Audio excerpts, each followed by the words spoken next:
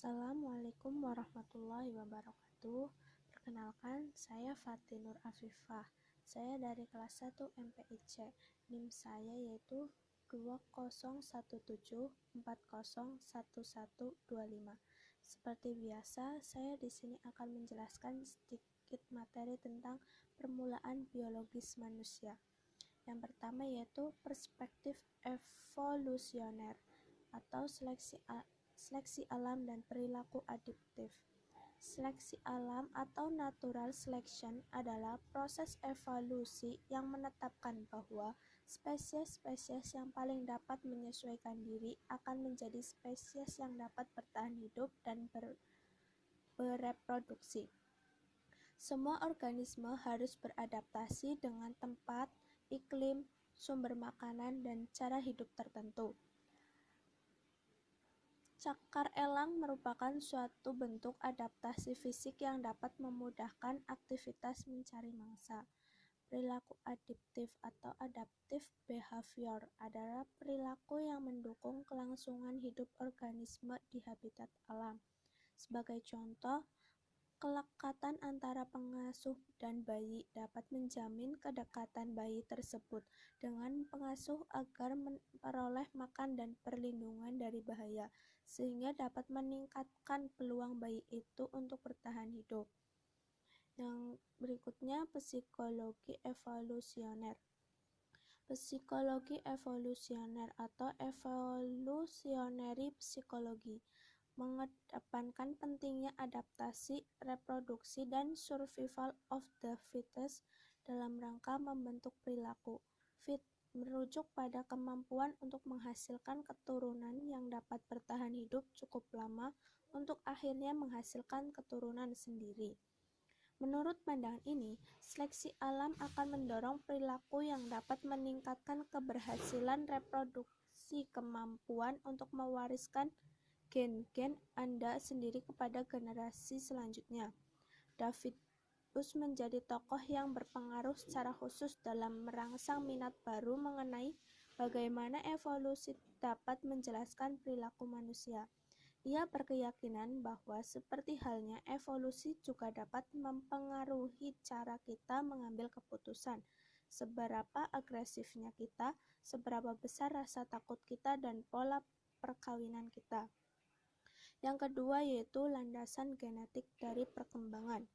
Bagaimana karakteristik yang sesuai bagi suatu spesies untuk mempertahankan kelangsungan hidupnya diturunkan dari satu generasi ke generasi berikutnya. Darwin tidak mengetahui karena gen-gen dan prinsip genetik belum ditemukan waktu itu. Masing-masing dari kita membawa kode genetik atau genetic code yang diwariskan dari orang tua kita. Yang pertama yaitu gen kolaboratif. Kita semua memulai kehidupan sebagai suatu sel tunggal yang beratnya kira-kira 1/20 juta on. Inti setiap sel manusia berisi kromosom, yang merupakan struktur seperti benang yang tersusun dari deoksiribonucleic acid atau DNA. DNA adalah suatu molekul kompleks yang memiliki bentuk seperti heliks ganda, double helix, seperti tangga spiral yang mengandung informasi genetik. Gen atau unit informasi genetik adalah suatu segmen pendek dari DNA. Gen mengarahkan sel untuk memproduksi dirinya sendiri dan menghasilkan protein. Selanjutnya, protein adalah bangunan sel-sel yang juga merupakan regulator yang mengarahkan proses-proses tubuh. Aktif atau tidaknya sebuah gen untuk bekerja menghasilkan protein juga ditentukan oleh kolaborasinya aktivitas gen-gen. Eksperimen genetik atau genetic expression dipengaruhi oleh lingkungan. Aliran hormon-hormon dapat dipengaruhi oleh kondisi lingkungan, seperti cahaya, jumlah jam dalam sehari, gizi, dan perilaku. Gen dan kromosom. Gen-gen tidak hanya berkolaborasi. Gen-gen itu bersifat tahan lama. Bagaimana gen-gen memiliki kemampuan untuk diwariskan dari satu generasi ke generasi berikutnya? dan kemudian terkandung dalam keseluruhan sel tubuh yang berjumlah triliunan itu, terdapat 3 proses yang menjelaskan inti dari fakta ini, yaitu mitosis, meiosis, dan pembuahan. Mitosis adalah semua sel yang terdapat di dalam tubuh Anda, kecuali sperma dan telur, memiliki 46 kromosom yang tersusun atas 23 pasang. Sel-sel ini dihasilkan melalui sebuah proses yang disebut mitosis. Meiosis adalah suatu jenis pembelahan sel yang berbeda. Meiosis membentuk telur dan sperma atau gamet.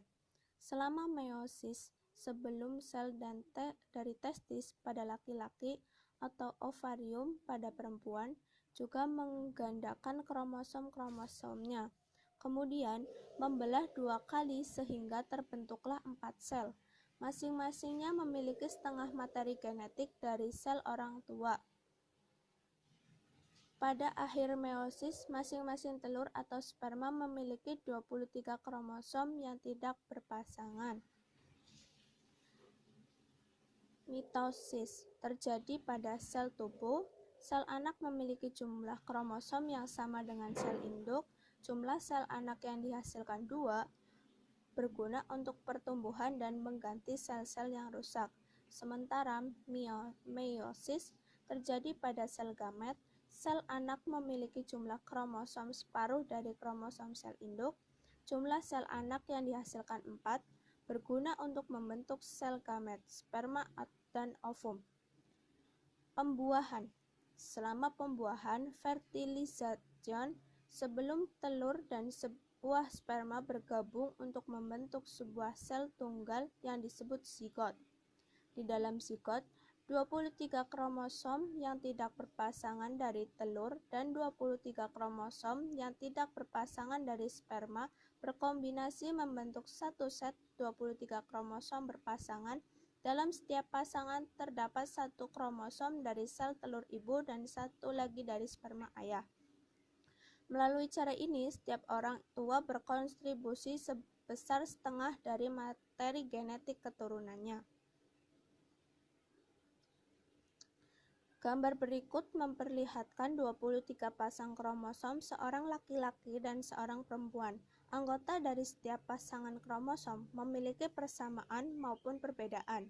Masing-masing kromosom dalam setiap pasangan merupakan variasi bentuk dari gen yang sama dan berada di lokasi yang sama di semua kromosom. Selanjutnya, sumber-sumber variabilitas. Kombinasi gen-gen dari kedua orang tua pada keturunan mereka akan meningkatkan variabilitas genetik di dalam populasi yang menguntungkan suatu spesies karena seleksi alam dihadapkan pada lebih banyak karakteristik. Pada kenyataan, proses genetik manusia menciptakan beberapa sumber variabilitas yang penting. Ketika kromosom dari sperma ayah dan sel telur ibu bergabung menjadi zigot, hasilnya adalah kombinasi yang benar-benar unik dari gen-gen tersebut. Apabila setiap zigot bersifat unik, mengapa kembar identik memiliki persamaan satu sama lain? Kembar identik juga disebut sebagai kembar monozigotik. Berkembang dari sebuah sel tunggal yang membelah menjadi 2 replika yang identik secara genetik, masing-masing menjadi satu individu. Kembar fraternal juga disebut kembar dizigotik, berkembang dari sel telur dan sperma yang berbeda, sehingga mereka tidak lebih serupa seperti halnya saudara kandung biasanya. Semua materi genetik seseorang akan membentuk genotip, sedangkan fenotip merupakan karakteristik-karakteristik yang dapat diamati. Fenotip terdiri dari karakteristik fisik, seperti tinggi badan, berat badan, dan warna rambut, serta karakteristik psikologis, seperti kepribadian dan inteligensi. Selanjutnya, prinsip-prinsip genetik. Yang pertama, prinsip gen dominan resesif. Dalam kasus-kasus tertentu, salah satu gen dari pasangan gen selalu menerapkan pengaruhnya. Gen dominan mengalahkan pengaruh potensial dari gen resesif. Inilah prinsip gen dominan resesif. Apabila Anda mewarisi suatu gen resesif dari masing-masing orang tua Anda untuk sifat tertentu, maka Anda akan mendapatkan sifat itu. Apabila Anda mendapat suatu gen resesif hanya dari satu orang tua, Anda mungkin tidak akan pernah mengetahui keberadaan gen tersebut. Di dunia gen dominan resesif, karakteristik berambut coklat, berpenglihatan jauh dan berlangsung pipi akan mengalahkan karakteristik berambut pirang, berpenglihatan dekat, dan berpintik-pintik di wajah. Yang kedua, gen terkait jenis kelamin. Sebagian besar gen yang mengalami mutasi adalah gen resesif. Apabila sebuah gen yang mengalami mutasi membawa kromosom X, hasilnya disebut X-linked inheritance atau pewarisan terkait kromosom X. Ingatlah bahwa laki-laki hanya memiliki sebuah kromosom X.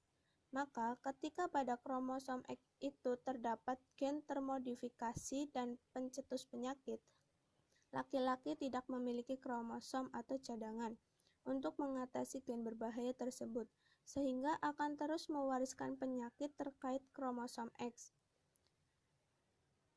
Sementara perempuan memiliki kromosom X kedua yang cenderung tidak berubah, maka perempuan cenderung tidak mengidap penyakit terkait kromosom X. Kesimpulannya, kebanyakan individu pengidap penyakit terkait kromosom X adalah laki-laki. Perempuan yang memiliki satu salinan yang termodifikasi dari gen X disebut pembawa atau carrier, dan mereka biasanya tidak menunjukkan gejala apapun mengenai penyakit terkait kromosom X tersebut. Hemofilia dan Fragile X syndrome. Sindrom kelemahan kromosom X adalah contoh dari penyakit terkait kromosom X. Yang selanjutnya yaitu abnormalitas kromosom dan abnormalitas terkait gen. Abnormalitas kromosom terdiri dari sindrom Down, memiliki wajah bulat, tulang terkorak rata, lipat kulit tambahan sepanjang kelopak mata, lidah menonjol, tungkai dan lengan pendek, serta keterbelakangan kemampuan motorik dan mental, disebabkan karena munculnya kromosom 21. Tidak diketahui mengapa terjadi penambahan, namun kesehatan sperma dan sel telur mungkin berpengaruh. Yang kedua, sindrom Klinefelter. Pria yang mengidap kelainan ini memiliki testis yang tidak berkembang dan biasanya memiliki buah dada yang lebih besar dan tumbuh dengan tinggi. Yang ketiga, sindrom kelemahan kromosom X. Kelainan ini seringkali mengakibatkan defisiensi mental, namun juga dapat berubah keterbelakangan mental, gangguan belajar, atau rentang perhatian yang pendek. Yang keempat, sindrom Turner. Perempuan ini umumnya pendek dan lehernya kuat. Mereka mungkin mandul dan mengalami kesulitan di bidang matematika, namun kemampuan verbal mereka seringkali cukup baik. Yang kelima, sindrom XYY. Seorang laki-laki memiliki satu kromosom Y, ekstra cenderung menjadi agresif dan kejam. Namun para peneliti akhirnya menemukan bahwa laki-laki XYY tidak lebih melibatkan diri dan dalam kejahatan dibandingkan dengan laki-laki XY. Abnormalitas terkait gen. Yang pertama, fenilketonuria adalah kelainan genetik yang menyebabkan individu tidak dapat secara sempurna menjalankan metabolisme fenilalanin, salah satu jenis asam amino. Yang kedua, anemia sel sabit. Paling sering terjadi pada orang Afrika Amerika, merupakan suatu kelainan genetik yang mempengaruhi sel darah merah. Sel darah merah membawa oksigen ke dalam sel tubuh dan biasanya berbentuk seperti cangkram atau piringan hitam. Dalam kondisi anemia sel sabit, sebuah gen resesif menyebabkan perubahan bentuk sel darah merah menjadi sabit, seperti kail, sehingga tidak mampu membawa oksigen secara baik dan mati secara cepat. Akibatnya, Sel-sel tubuh menjadi kekurangan oksigen sehingga menyebabkan anemia dan kematian individu secara dini. Kelainan-kelainan yang disebabkan oleh abnormalitas genetik adalah situs fibrosis, diabetes, hemofilia, penyakit Huntington, spina bifida, dan penyakit Tay-Sachs. 3. Tantangan dan pilihan reproduksi. Tes diagnostik prakelahiran. Yang pertama, ultrasound sonografi adalah sebuah prosedur medis prakelahiran yang mengarahkan gelombang suara berfrekuensi tinggi ke perut perempuan hamil. Gema dari gelombang suara itu dipindahkan ke dalam tayangan visual yang menggambarkan bagian dalam janin. Yang kedua, chorionic villus sampling adalah suatu prosedur medis prakelahiran yang mengambil sampel kecil dari plasenta, organ vaskular yang menghubungkan janin dengan rahim ibu. Yang ketiga, amniocentesis adalah suatu prosedur medis prakelahiran yang akan menyedot cairan sampel amniotik dan mengujinya untuk menemukan apakah terdapat kelainan kromosomal atau metabolis pada janin. Yang keempat, maternal birth screening mengidentifikasi kehamilan yang memiliki tingkat resiko lebih tinggi untuk cacat lahir. Selanjutnya, non-invasive prenatal diagnosis makin sering digunakan sebagai alternatif terhadap prosedur seperti amniocentesis dan chorionic villus sampling. Infertilitas dan teknologi reproduksi. Infertilitas adalah ketidakmampuan memiliki anak setelah 12 bulan melakukan aktivitas seksual tanpa alat kontrasepsi. Penyebab infertilitas dapat terletak pada pihak perempuan atau laki-laki. Pihak perempuan mungkin tidak mengalami ovulasi, melepas telur untuk dibuahi, tidak menghasilkan telur yang abnormal, memiliki saluran hitam yang terhambat, atau memiliki penyakit yang mencegah penanaman embrio ke dinding rahim. Pihak laki-laki mungkin menghasilkan sperma dalam jumlah yang terlalu sedikit. Spermanya kurang memiliki motilitas, kemampuan untuk bergerak secara kuat, atau jalan keluarnya terhambat. Teknik yang jelas paling sering dipilih adalah in vitro fertilization atau pembuahan in vitro, yaitu penggabungan sperma dan telur di dalam cawan laboratorium. Adopsi adalah proses sosial dan sah untuk membentuk sebuah relasi orang tua anak di antara orang-orang yang tidak memiliki hubungan biologis. Yang keempat, interaksi hereditas dan lingkungan. Debat mengenai bawaan pengasuhan. Genetika perilaku. Genetika perilaku adalah bidang ilmu pengetahuan yang berusaha menemukan pengaruh herediter dan lingkungan terhadap perbedaan sifat dan perkembangan yang terjadi secara individual. Dalam studi anak kembar yang paling umum dilakukan, keserupaan perilaku anak kembar identik serupa secara genetik dibandingkan dengan keserupaan perilaku anak kembar fraternal. Studi adopsi atau adoption study. Peneliti berusaha menemukan apakah perilaku dan karakteristik psikologis anak-anak yang diadopsi lebih menyerupai orang tua adopsi yang menyediakan lingkungan rumah ataukah lebih menyerupai orang tua biologis yang berkontribusi terhadap hereditas anak-anak tersebut. Oke, mungkin itu saja yang dapat saya sampaikan. Kurang lebihnya mohon maaf. Wassalamualaikum warahmatullahi wabarakatuh.